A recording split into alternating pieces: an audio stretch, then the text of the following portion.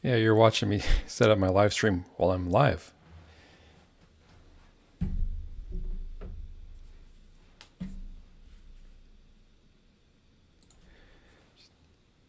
See if we can get a couple people in here, and then we'll just go through a quick little rundown of 118 that now that it's live.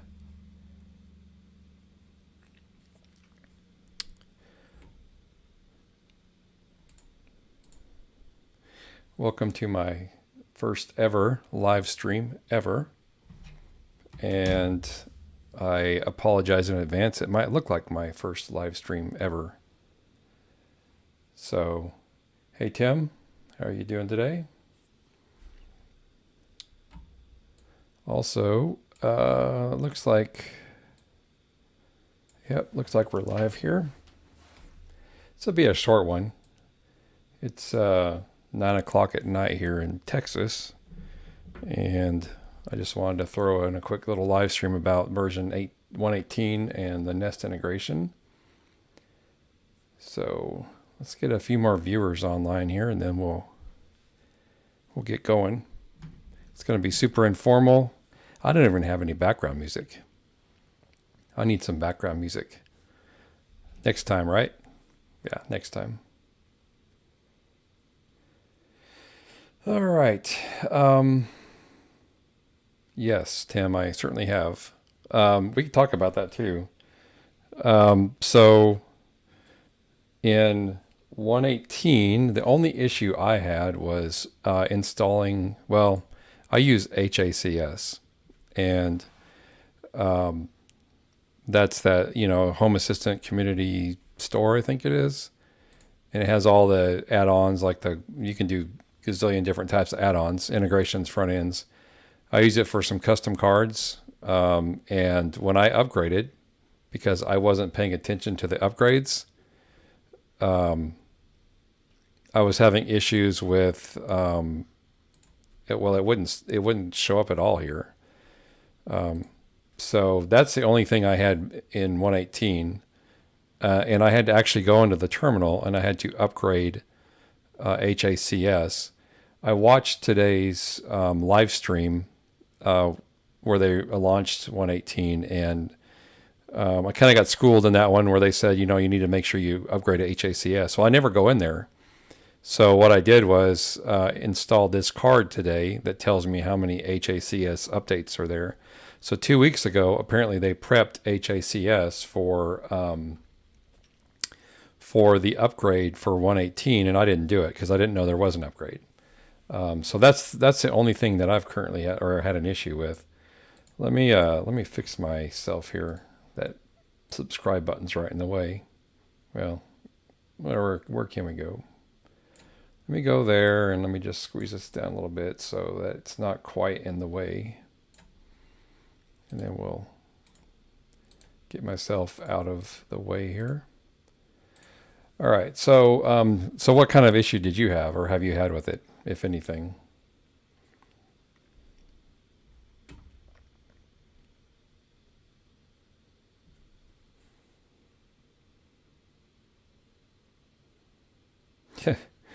I'm looking at myself now on where I put my image for the preview. Oh yeah, so you watched the live stream today. That's cool. Yeah, so a lot of people are having issues with HSCS. I didn't know. I mean, I don't pay attention to it. It just does its thing, and I'm always over here. And if I go over to supervisor, I can always see that that there are updates here, but I never look at HACS. That card is actually, if you go to, I think it's installed with HACS, but if you go to, actually, let me show you a trick I learned today. If you're in one of these screens, I don't know if it works here. Let me just see. It does.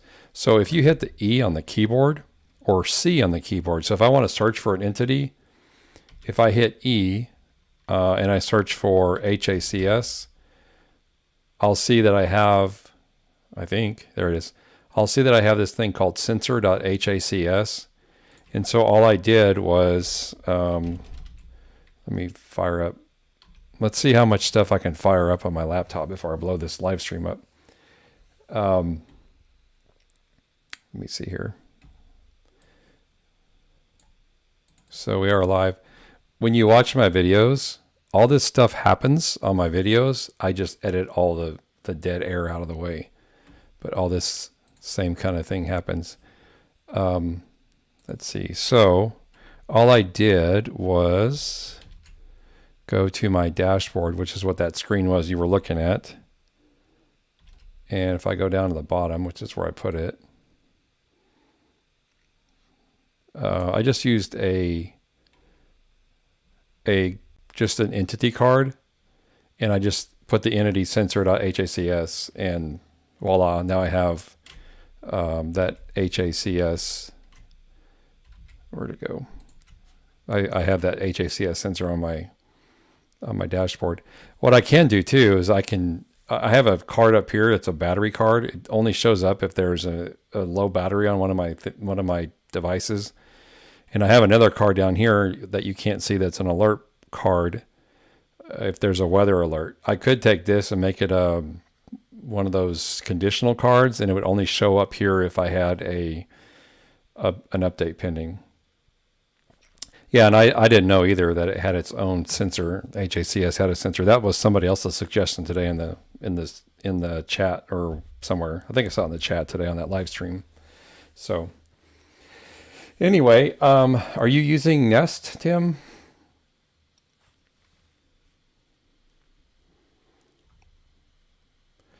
And there's a delay between what I'm saying and what goes out on live stream. I'm noticing that now. So when I ask a question, it probably takes a long time to get out there to y'all. Anyway, for today's stream, I wanted to just talk about the .118 version of HA and the Nest integration. And really all it is,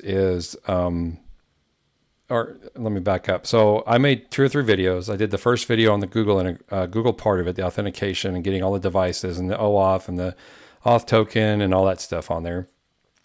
I did a video on the 117 integration, and then I did a video on the app daemon, because the integration, all it was doing was reading a couple of things coming from Nest, but it wasn't interactive, and it wouldn't only update when you restarted Home Assistant. There was an issue with that. So app daemon was a stopgap for me. I used it for about a week until 118 came out today. And so with 118, now they've done a lot of work on the integration for Nest. And you can see here that my downstairs temperature, it says 5 hours ago, but it doesn't change very much. It only updates from the subscription whenever there's actually a change to it. I think you can actually click on this somewhere or hover over it. Last updated 5 hours ago. Now, I'm hoping this isn't going to make me a liar after all of this. Let's see. This was 5 hours ago. No Nest in Australia. Well, that stinks. There are probably plenty of other things. I considered switching to Ecobee, whenever the Works with Nest program was taken down, because I was pretty upset about it. Anyone with Nest products probably was in the same situation. One of the ways I can tell if 118 or if the Nest stuff is updating is going to Grafana.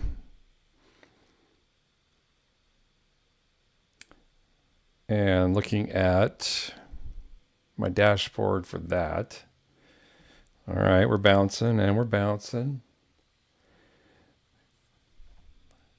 So one of my things I'm doing tonight with my live stream is trying to determine what kind of hardware I need, or whether I need more updated hardware or better hardware for streaming. I'm using OBS for streaming and feeding that into YouTube. So anyway, all right, so if we go to environment, that's where I store my Nest values. And I don't see any temperature updates here from since I restarted Home Assistant. That's disappointing, because that was supposed to be fixed. Now, about 30 minutes ago, I was able to go into, I'm bouncing around all over the place here. Let me just open another window. I was able to go into my dashboard where I have a Nest thermostat card or a thermostat card, and I was actually able to adjust the thermostat, and it worked. So I know it's talking to it. So I was able to take this right here and change it to a different value, and it turned the air conditioner on. And so for whatever reason, it's not updating now. It said 5 hours ago. There's probably some comments on the forum about this, and I'll go investigate that. So part of what I wanted to talk about tonight was having version 118 finally to the point where you can install it and use it as your Nest integration. But I'll have to do some research on that, because that's disappointing to see that it hasn't done anything since my update. All right, so make sure you're asking me questions in the live chat. I'm happy to answer anything you might have questions about while I talk about random things here. A couple of tips that I learned when doing the Nest integration. I see a lot of questions, and I'm going to talk about some of those here in a second, as soon as I figure out how to get my face off the subscribe button. Let's just slide up a little bit here. Let's go to the top corner. Maybe that'll be out of the way of everything. Or maybe we don't look at my face at all. All right, so let's get rid of that. And all right, we're back now. My face is hopefully out of the way. So a couple things that are big issues with the Nest integration when you're trying to put that together. First of all, there's a guide here that takes you through the getting started process. Talks about authorizing an account, using the API, and then your subscription to events. So there's a whole ton of steps. The first part, of course, is to set up your device access.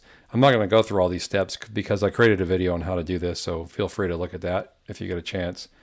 But you would authorize your account, and a lot of people are having issues when they're going through this part of it because they've got to go through a step-by-step process, and it requires getting all of this set up. So your project ID, your OAuth client, and a lot of different things.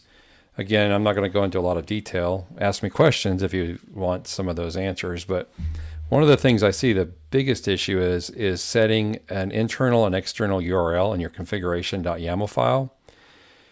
And that's necessary for Google to come back and authenticate to your system, through your system. And so I've been answering a lot of questions in various chats and various, on my Discord server. I've seen it on the actual forum posts, but you've got to set your authentication URL correctly, or your internal and external URLs correctly, or it's never going to work.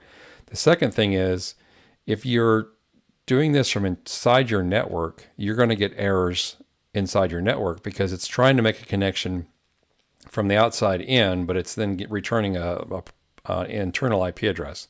Because in most cases, if I were to try to go to my local domain name for my house here, it would redirect me to my internal IP address because it's smart like that. Most devices are going to be doing that these days. They'll redirect you to the local device rather than going out on the internet and coming back. So you've got to try to do a lot of this external to your network. I see things like aborted messages, which tend to be a problem with your URLs.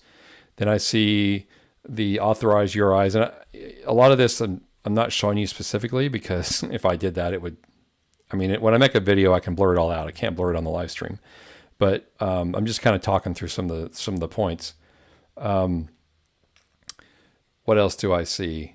So URL's a big one. Just not kind of going through the steps, not following some of these things where you've got, for example, something like this needs to be on a single line, but if you copy it using this button, it tends to break it up in multiple lines.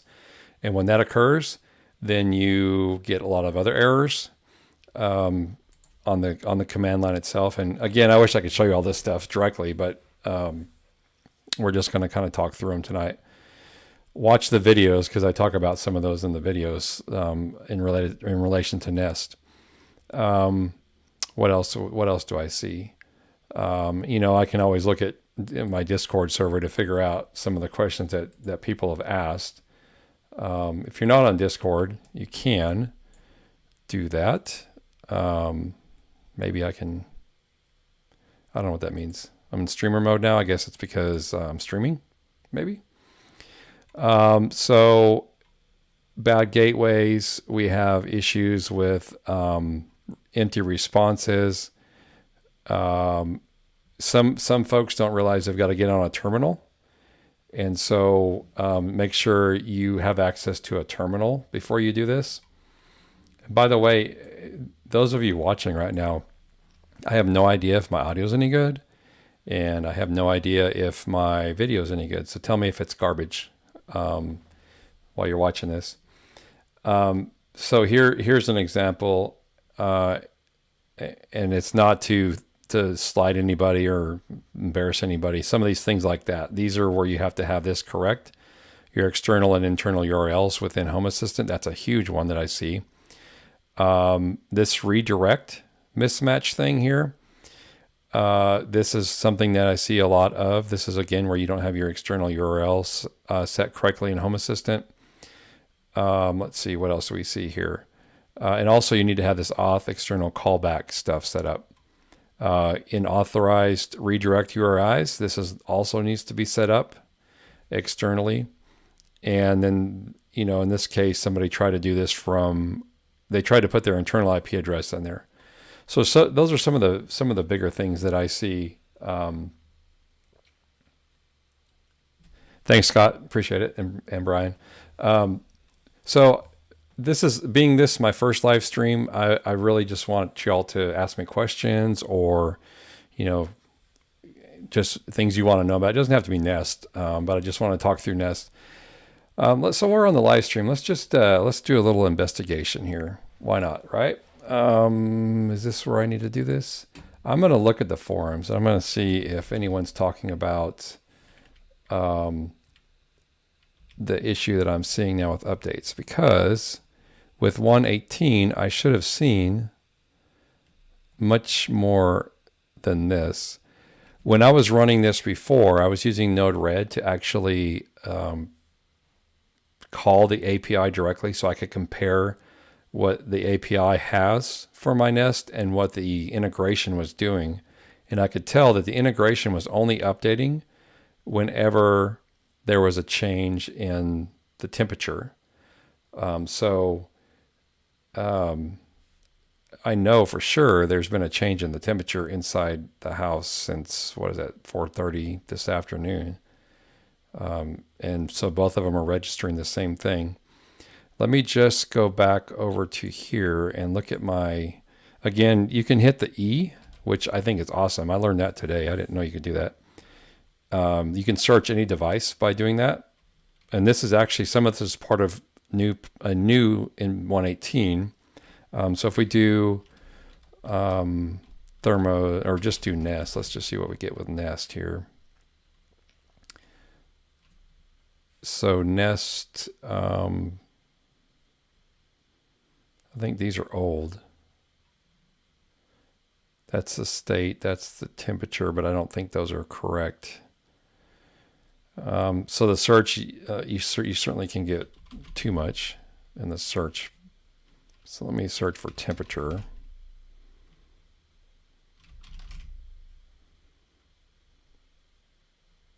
Yeah, so this is actually the new, no, that's not. All right, this is supposed to be the new Nest sensor. And it was 5 hours ago when it updated. So, yep, something's amiss. I could do a live restart of Home Assistant and see if it updates. But let me go to Developer Tools as a troubleshooting step first. Get rid of this guy right here.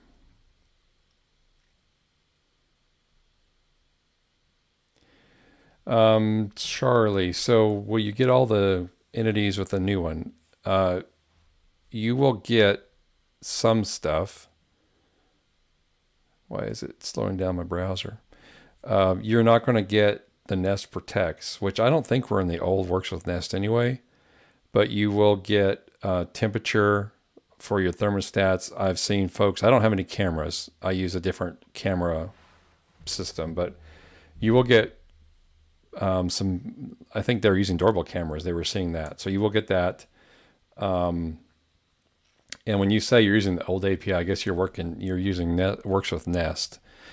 Whenever I saw the API was available, I reluctantly moved over to Google with my Nest devices, just because I wanted to play with it, and it sounded like it was far enough along that it was doing okay. So I can show you in a minute. I think I'll look back here and see if it's on here. But let me look at my temperature entities here and see if I can find where that Nest stuff is. Actually, you know what? A better way to do this. I'm doing it the hard way. If we go to configuration integrations, we should see our devices on here.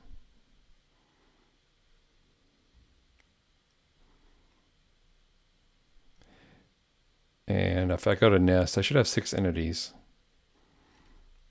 So downstairs, so it's sensor downstairs temperature and sensor upstairs temperature. And so again, if I click any of these, it's going to give me entity information.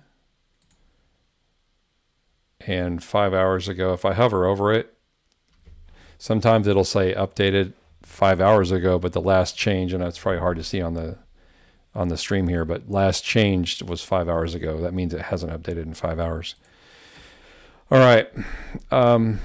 So yeah, something's wrong with the updates. And I was going to look for the, let's see, this is Firefox, right? Yep. Let me go to Chrome where my forums are and look at any updates that have come in about the update time. In 1.17, there was a bug that prevented updates from occurring, or it only would update whenever you restarted Home Assistant, and that was supposedly corrected in this 1.18 version, and I haven't seen the updates since 5 hours ago. So that's an issue.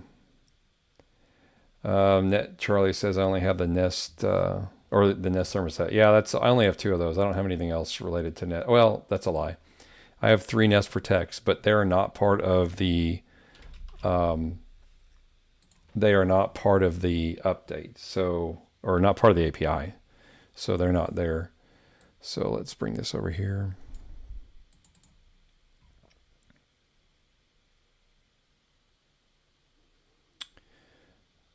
Let's see.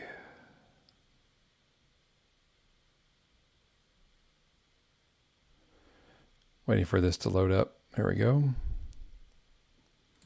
Let's look at 2 hours ago and see if there's any discussion about things not updating as they should be.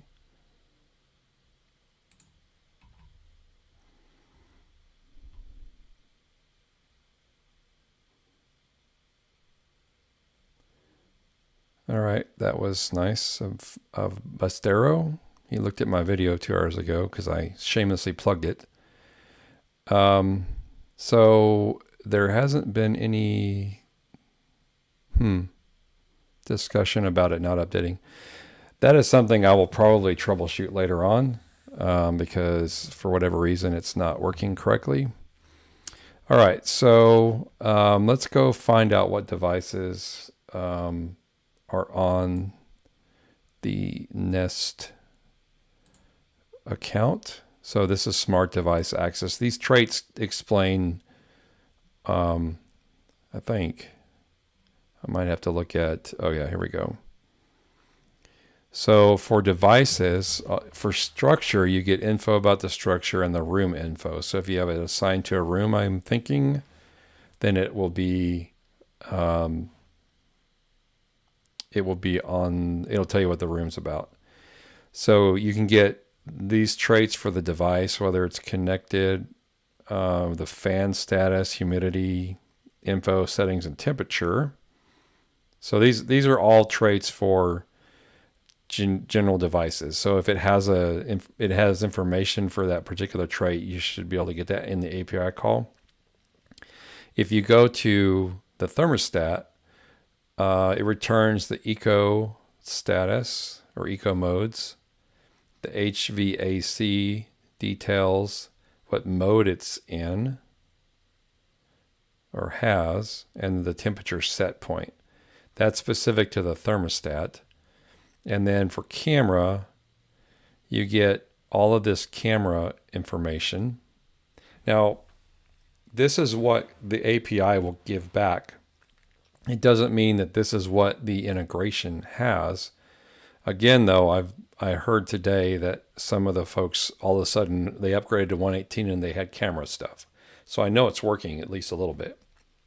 I don't know that every specific thing here is actually available in the API. And then the doorbell, so I suppose says it belongs to any device that supports a chime and related press events. So I suppose if you push on the doorbell, this doorbell chime will return something. And if I click on this, I wonder what it does. Maybe it was a mistake. There we go. So the doorbell has been pressed. So you're going to get a thing telling you that the doorbell is pressed, which is awesome, right? Because if you want to do some automation or do something with the doorbell press, maybe turn some lights on somewhere or ring a bell or flash the TV or turn on the water. Now I'm just being silly. Yeah, you could do stuff with it. So to answer the question, there are all those particular traits available within the API. Within the actual integration to Home Assistant, I don't know which one of these are actually exposed. I would say a good number of them are. I know thermostat is, because I'm using that now. And then the camera, at least some of the camera stuff is as well. So, all right, so that's what that is. I'm only halfway flustered about this. Should we restart Home Assistant? Actually, you know what? Let's look at some logs. I don't know that I would see any logs that it would tell me anything, but logs are important. I used to work on Linux servers and I run a few of those. My Home Assistant is running on Ubuntu and Docker. I got 4 or 5 Raspberry Pis running, doing various things. So I'm not afraid of the command line. I'm not afraid of log files. For us, when we do troubleshooting, log files are the thing to use. So let me see if I can find the log files down here somewhere.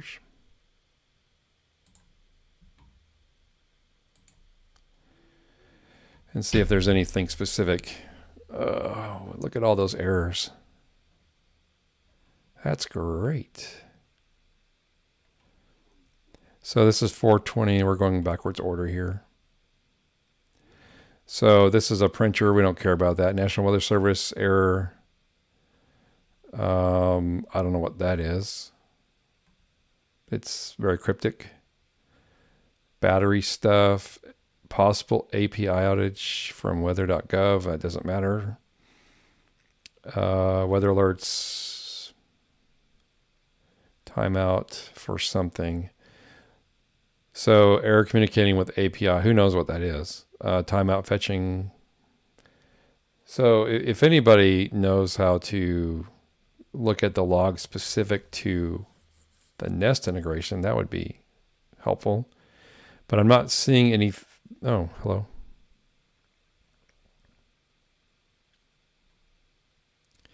So this was at 6:39 p.m.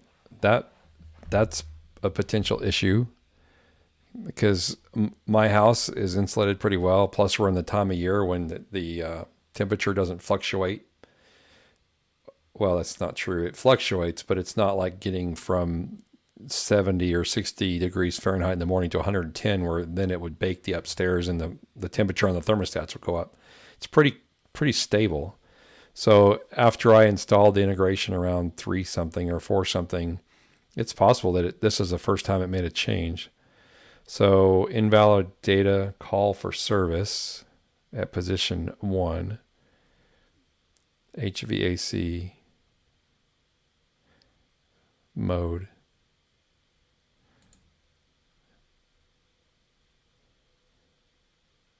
And Yeah. So that may be the issue, but let me do a restart. Um, I'm uh, I'm brave here. I'm going to restart it, and let's just see if anything happens, or if it updates again. So Grafana is open, so it'll show here. So let me just go to server controls and check my configuration. Always do that. By the way, if you want to restart, if you make a change to something and you have it falls in one of these categories, you don't have to restart all of Home Assistant. I'm restarting all of Home Assistant, the core, because something's wrong with the integration. So I can't restart any of these things. And by the way, for those that are seeing the camera shake back and forth, I apologize for that. It's not in an ideal location at the moment. This is really a test stream. So you're watching me test my live streaming tonight. All right, so configuration's good. I'm gonna restart it, and we'll see what happens with that Nest integration. See if it works. Any questions about anything? Anybody else have any questions? Ask me questions. I'm probably going to run this for another, I don't know, 15 minutes, 14 minutes, or half hour, whatever it feels like. If I get some questions in, then we'll stay longer. But I just want to do a quick live stream tonight. Kind of mention that 118 has now got the new Nest integration, and then of course it just makes me a liar because it's not working right. By the way, I don't have anything personally to do with the Nest integration. I have a personal investment in the Nest integration working because I want my thermostats and things to work like they used to. Legacy Works with Nest was working fine for me. I didn't have any problems with that. But I like to move on to a platform that is going to be supported long term, and of course works with Nest. If I were to add another device, it would automatically have to migrate me over. So I was stuck in limbo anyway. I couldn't do anything with any of my devices. I couldn't add more protects. I couldn't add a thermostat or change out a Ring doorbell or whatever, because I would have been forced over to the other platform, and then I wouldn't have anything to work with in Home Assistant. And I do automations with my Home Assistant. I automate when I leave and set the alarm on the house. It puts my Nest thermostats into eco mode, so that the air conditioner heater is not running when it doesn't need to be. And I wanted all that stuff to continue to work, so I didn't switch from Works with Nest until the API was available. So I haven't built those automations back up yet to do it, but it should be fairly simple. The integration probably works pretty similar to what Works with Nest was before. All right, we're back on, I don't see any issues here with that. So let's go back to Grafana, which it will probably reload. Oh yeah, look at that. And I hit the reload button, so it's probably going to spin, spin, spin. The slowness of everything I'm doing tonight is not related to the Home Assistant device, the server. It's because I'm streaming and it seems to be eating a lot of my CPU power here. All right, loading, and we're loading. That would be better with music, wouldn't it? I don't know what music I can stream on live streams without getting Google mad at me. I need to figure that out. I'll do some research on that. So we'll have some, I don't know if you ever watch Frank's videos. He's always got a little something going on in the background. I do not have that. All right, so let's check the environment. And I see an update. So this is when I installed it earlier today. And now this, and blow it up for y'all to see it better. This is now when I just updated. So obviously there's a change in temperature. It's not a lot. It's 7.6 down to 7.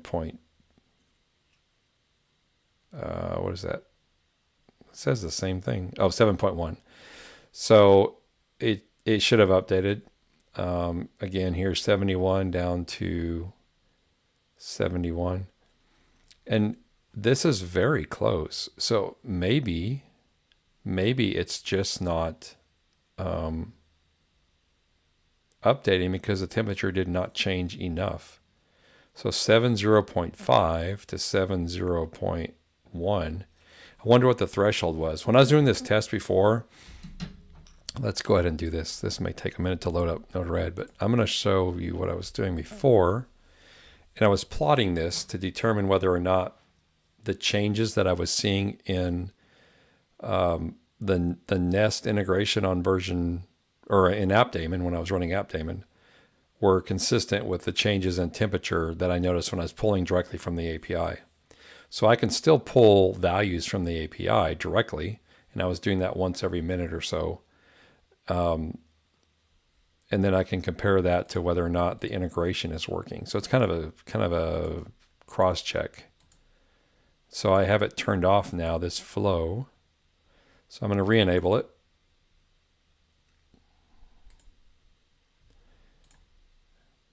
And so I'm going to throw a debug just to make sure that the credentials and everything are correct. Let me throw this credential up here, make sure I get a credential thingy. And look at my debug window.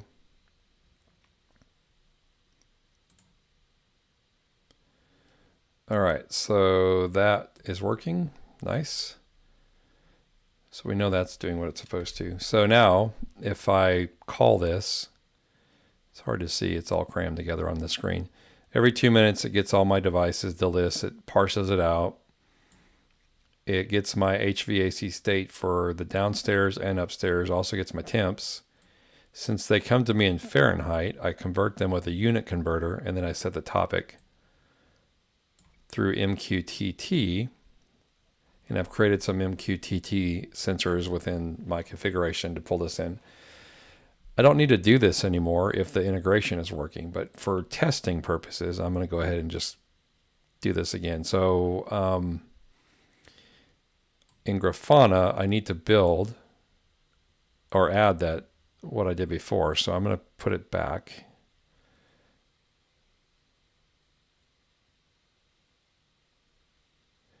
Hey, Bob, tips on troubleshooting adding of the integration. So you get values straight from the API, but integration.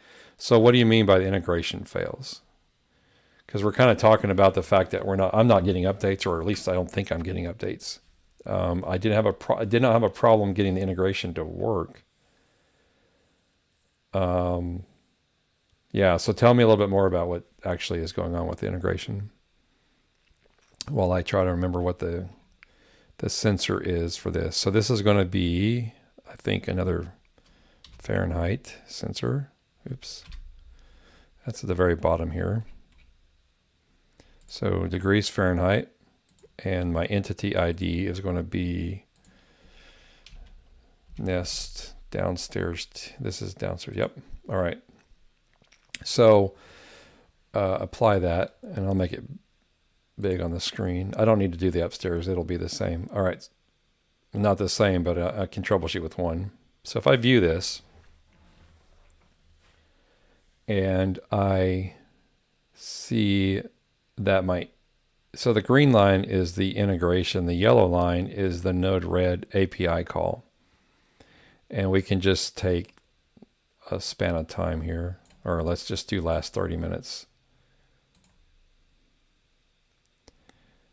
So here's where it reported the temperature from the integration, and here's the API call from Node-RED. So what I'm not going to be able to do, though, is see that it is actually doing anything. I don't think the temperature from this point in the evening is going to change that much till maybe the wee hours of the morning. But what I can do is leave this running, and this will tell me whether or not the temperatures are correct. Now, you know what? Actually, since this was in here before, I can show you what it actually did before.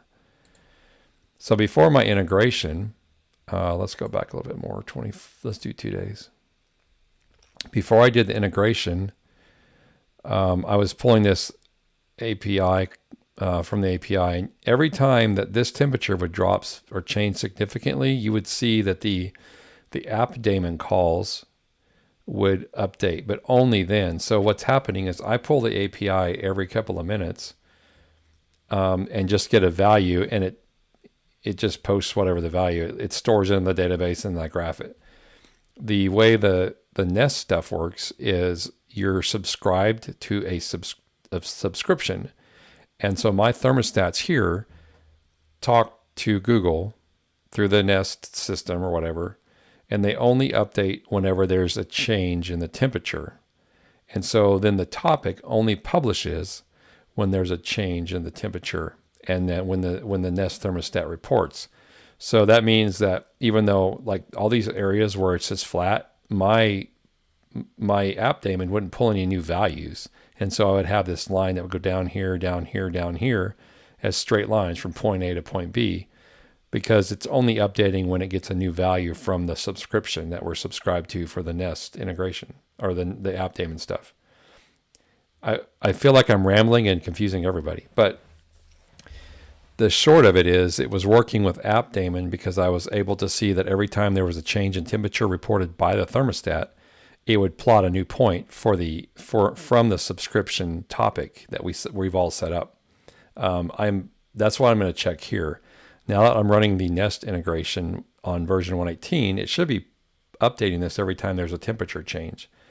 And maybe there hasn't been a significant enough temperature change today since I installed the integration that it actually does anything.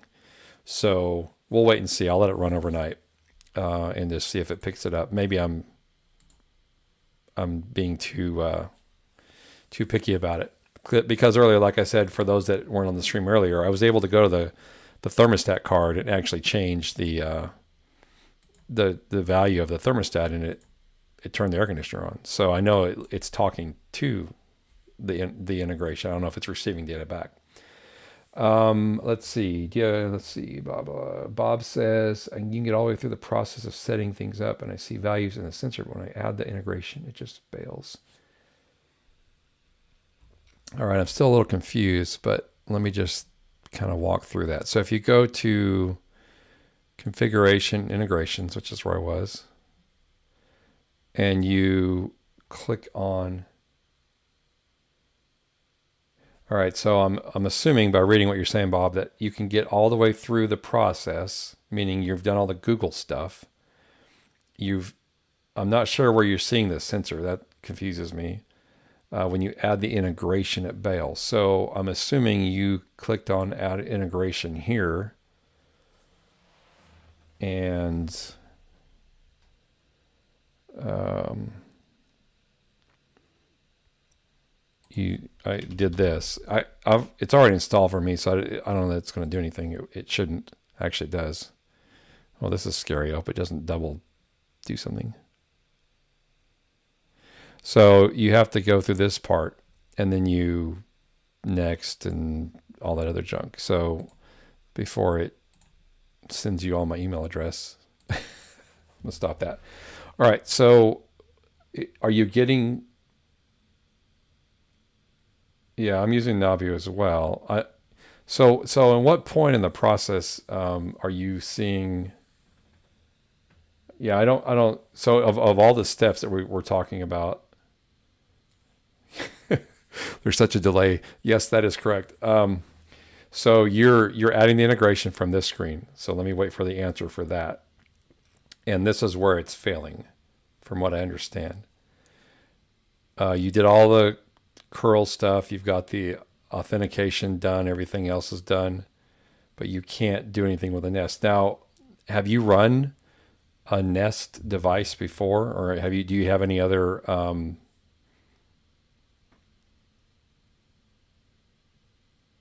Okay, so you don't get to the form. So what does it show you? It just doesn't do anything at all?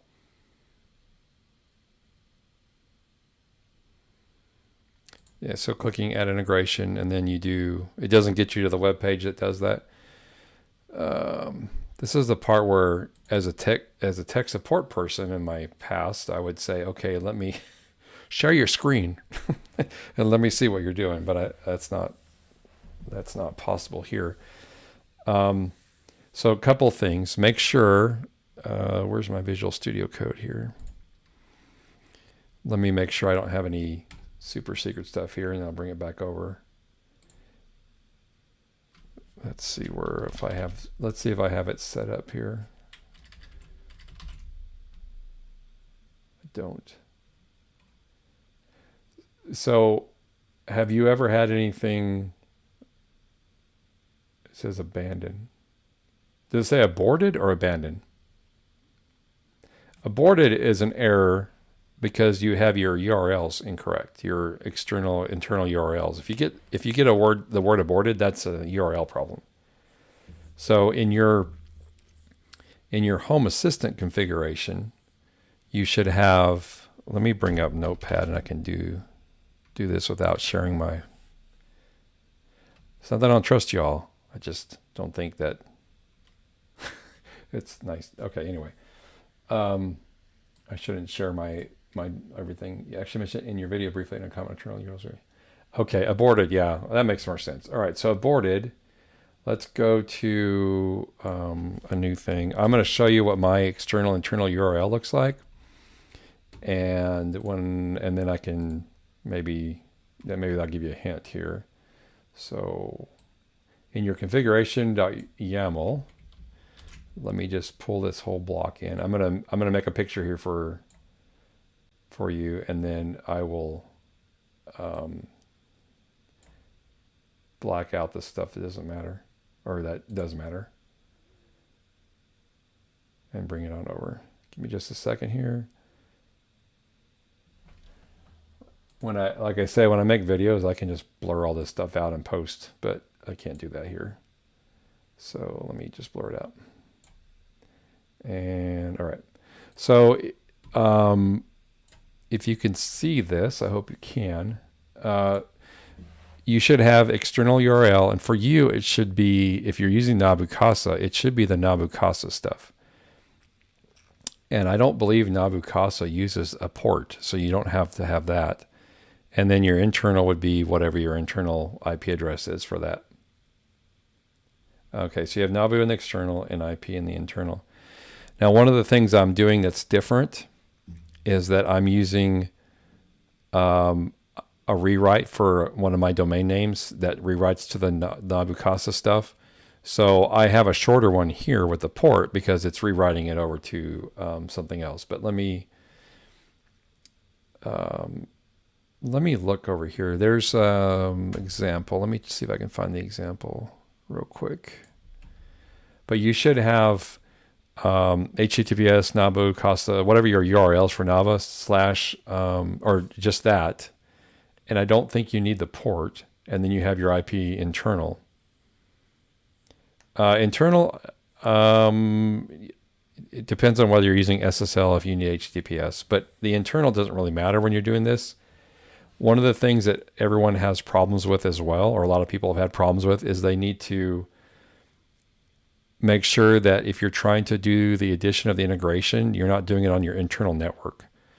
If it rewrites to your internal network, your internal IP, it's not going to work. It won't authenticate that way initially.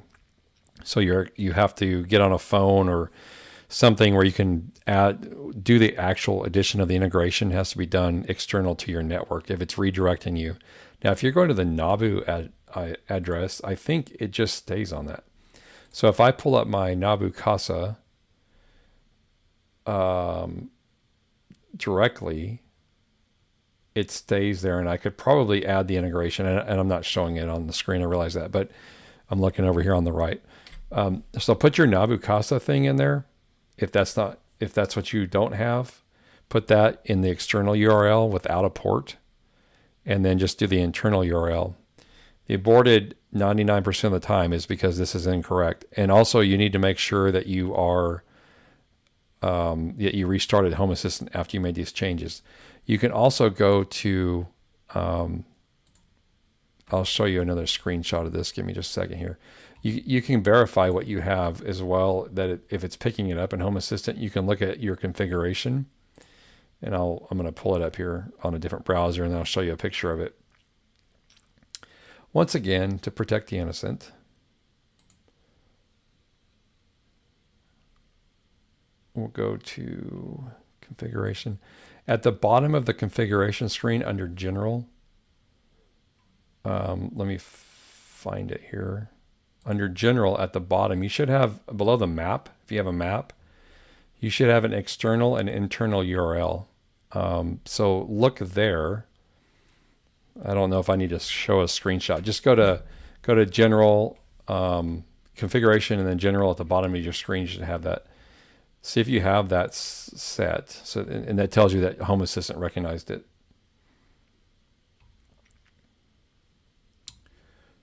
Let's see, Nabu. Just making sure I don't miss any comments here.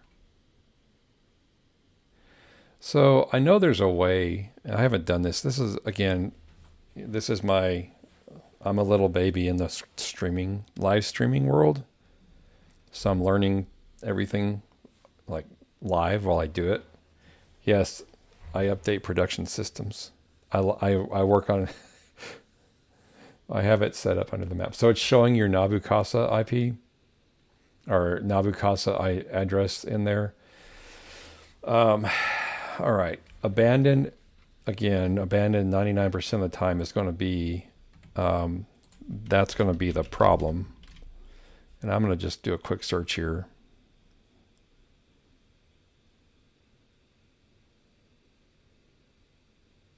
Oh, that's not good. That was 10 days ago. All right, that's nothing to do with it. I was looking through here to see, that's been mentioned here in this thread. If you haven't perused the forums, by the way, there's a lot of good information in these forums. I've answered a ton of questions in here. I've also answered questions on my Discord server. Let's see. Abandon might be something somebody asked me, but it's got to be related to, like, see this. It's got to be related to your external and internal URL. So double check that that's correct, and double check that that you have restarted Home Assistant after you made those changes. And then I guess the third thing to try is to make sure that you don't have, you haven't had a another Nest integration or something in here before that it's somehow doing something with. Like in your configuration YAML, do you have some sort of Nest deal or something? All right, so let me go. I'm going to search again. I thought the word abandon was in here in this whole thread of things, and see what. Over the course of the last 2 weeks, I've answered probably 100 different questions, and I get a little confused about which things solved what problem. So, but I'm pretty sure that's what that is. Let me know what you find out about that here in a second. Any other questions from anybody going on right now? What else is, I mean, it doesn't have to be related to the Nest integration, just anything you're curious about. I mean, if you look at my, let's close that out. If you look at my Home Assistant here, my dashboard, I got a few things going on here. So if you're curious about any of this stuff right here, feel free to ask me questions about it. I run a few locks, doors, a lot of lighting, or my Nest stuff, my alarm stuff, Roku's, etc.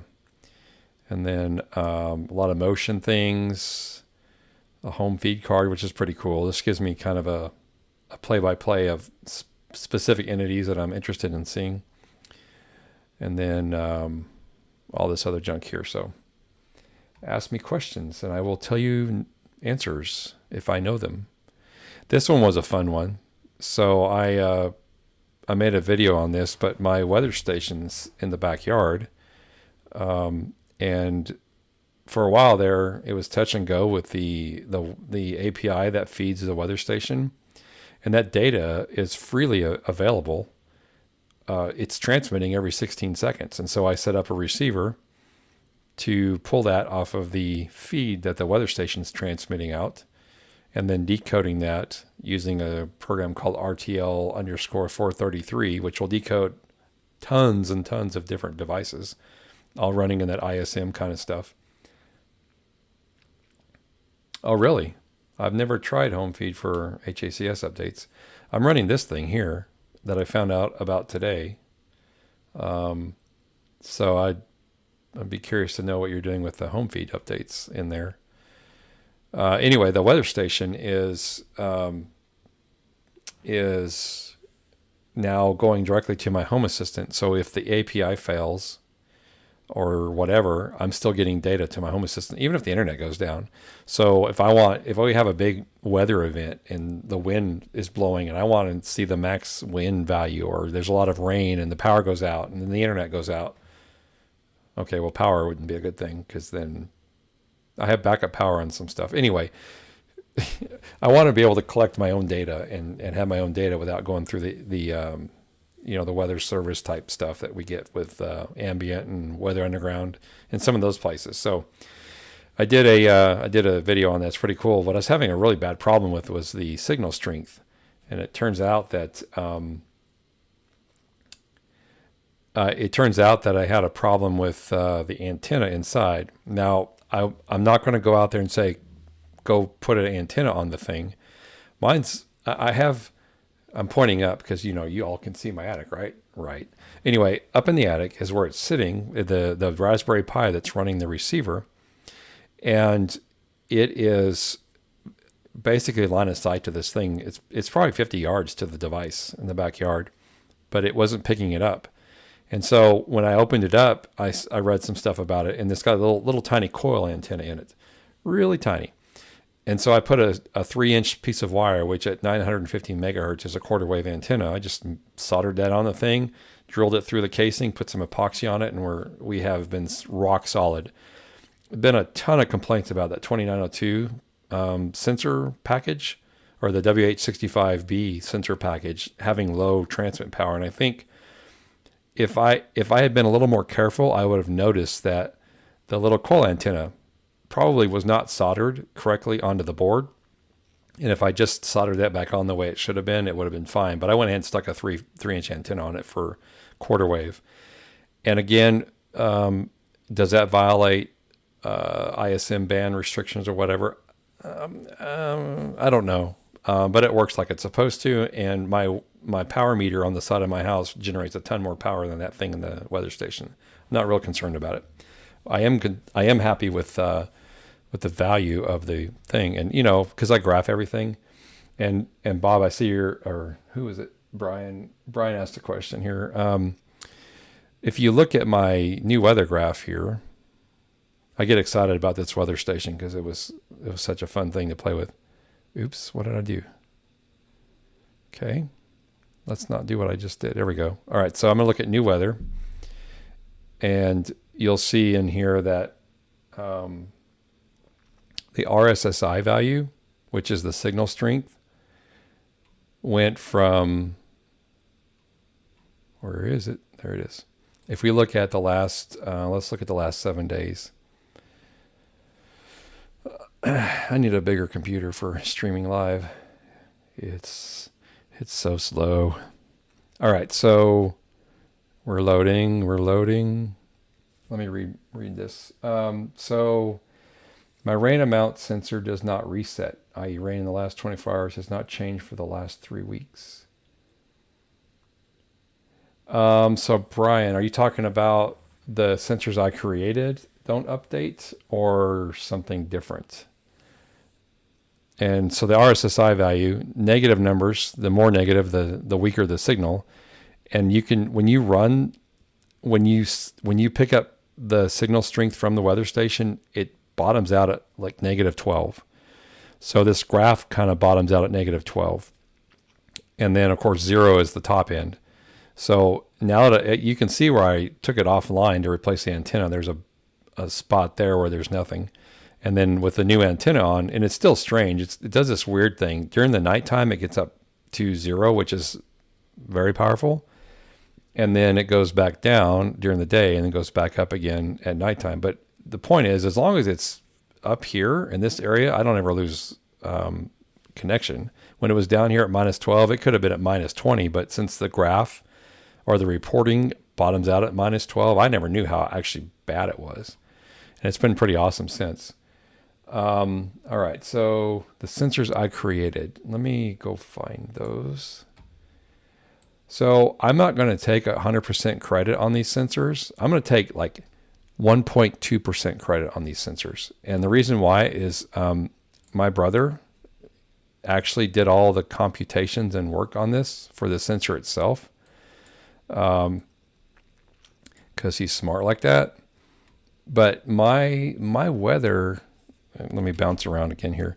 So if I look at my 24-hour rain, one of the big ones we had issues with were the rain sensors and the persistent rain stuff. And in fact, that's here, isn't it? So rain 24 hours, that's week. This is rain. What does that say? I can't read it. Oh, that's helpful. Rain today and rain rate. Week rain. So which one of these sensors is having an issue here? I don't see the 24-hour one. Let me know which sensor that is. And while I'm doing that, let's see. And that, Brian, that may be something I'll take to Discord to talk to you about, just because I'm going to have to dig into figuring that out. I know there was quite a lot of work to go in there and try to fix that stuff. And it's based on timestamps and what the value was before. And you notice the rain year, it's pretty dim, but it's 6.5. We've had a lot more rain than that, but this is from when we first input that sensor value into the database. And from that point on is when we do all the calculations. I suppose I could go in there and find out what the weather station's yearly forever total was and then massage it, but I'm happy with that for where it is now. By the way, we didn't get 0.808. That was when I was moving that sensor around and it bounced that cup a little bit. So Charlie asks, do I use an external company? Yes, I use a company called Eyes On, which is the actual board that connects to I have a DSC alarm panel, and I use Eyes On for external monitoring. I've gone back and forth. So again, my brother who dabbles with this a little bit as well, he installed a connected alarm system, and I am going to eventually probably switch over to that. One of the things he said, and he had the Eyes On board as well, he said that whenever the Eyes On, when he stopped paying them, they disabled the board. So right now mine connects directly to Home Assistant via the IP address on the board. And he said they disabled it. I don't know if that's 100% true. I mean, I believe him, but I don't know why they would do that. It's a piece of hardware sitting inside my house, but yet they somehow disable that. If that were to occur, I would move over to Connected. Connected's pretty awesome too, and he's running that now. He uses an external monitoring company as well, and the reason we do that is, let's say I'm out somewhere and I do get an alarm of some sort, but I'm not available to answer the phone. I want someone to come over here and check it out. If I left it and did my self monitoring where my alerts, and we all, or at least I do, my phone's with me all the time pretty much, and I have a watch that picks up alerts from the phone. So if I were out and about and the alarm went off, I would know about it before the alarm company called me. But if I don't, I'm somewhere where I'm not reachable, then they can call, the safety services or whatever and take care of it for me. So there is a benefit to that. What I don't like is paying an alarm monitoring fee to the government to have an alarm system. That I don't like. So, all right. So let's see. So Brian's gonna check out the Discord. Yeah, I really like Connected. I don't have one yet. And for a while, I don't know if you can get them yet. There was a new version. That was spelled wrong, but I'm sure it'll find it. There was a new board they were building that was, I think it had more inputs or something on it. Let me see. Black Friday. Ooh, maybe that's time to buy something. Find an installer or dealer. That's me. I'm an installer. Let's see. Yep, Home Assistant. There's all the big ones.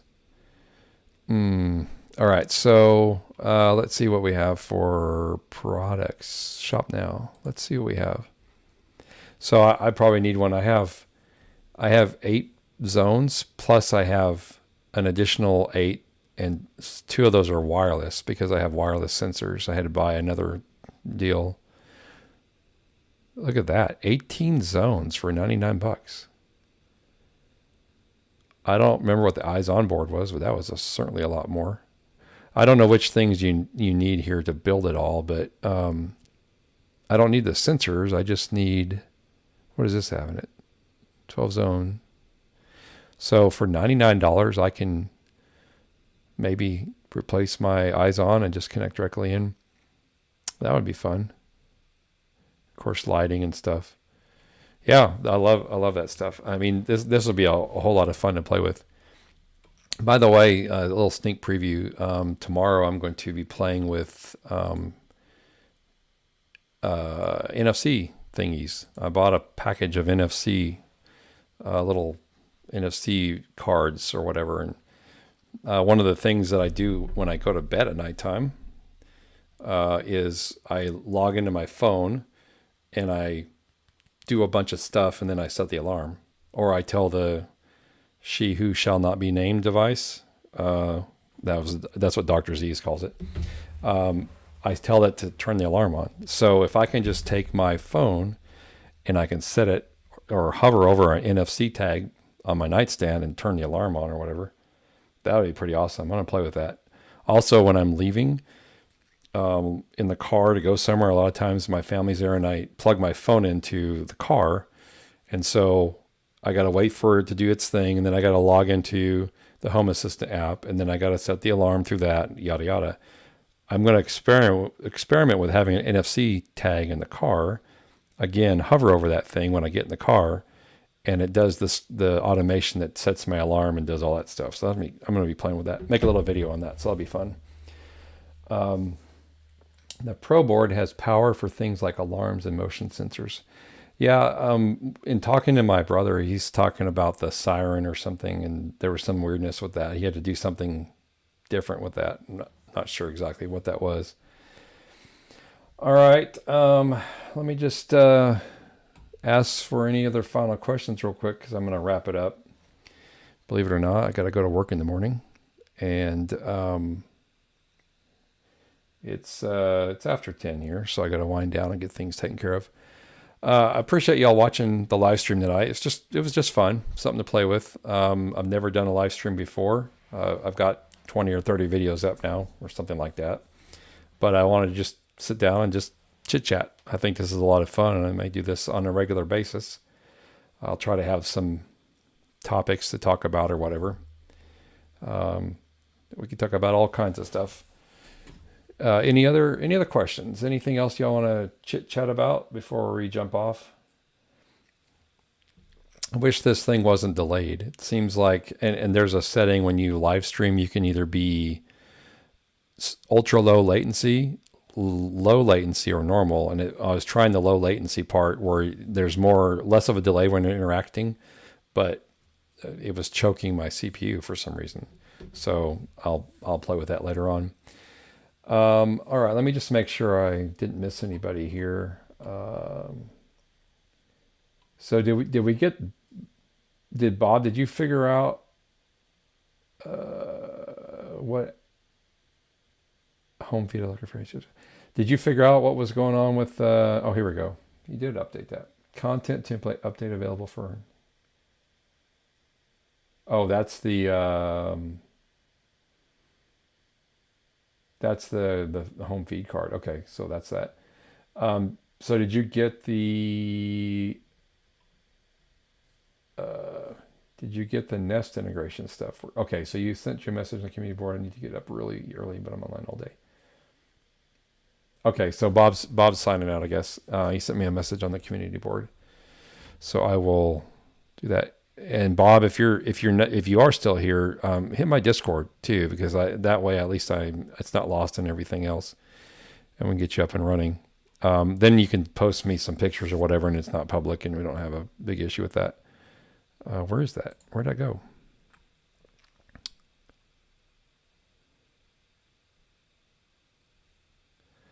I'm not sure who who are you on here, Bob? I sent you a message on the community board. I'm assuming you mean this, but this isn't. Okay. Yeah. So Bob, if you just on my video links, there's a Discord link. So just jump on that. I don't know how to. Oh yeah. You know what? Maybe I can just post that here. Let me figure this out. Server settings, invites. Where's the invite thing?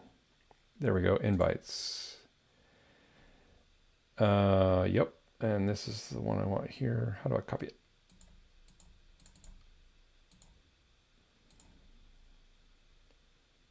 Huh. Well, anyway, find the link on my video stuff and just jump on Discord. Yeah, I'll be able to help you more tomorrow as well. I probably won't be able to do much this evening as we're wrapping up here. CD-ROM. Do you still use CD-ROMs, Bob? I don't think anything I have has a CD-ROM player on it anymore. All right. Well, again, thank you all for joining me tonight. I really appreciate it. It's a lot of fun. I've heard people say live streams are fun. Watching them is fun, but never hosting them is kind of fun too. So I'll do it again.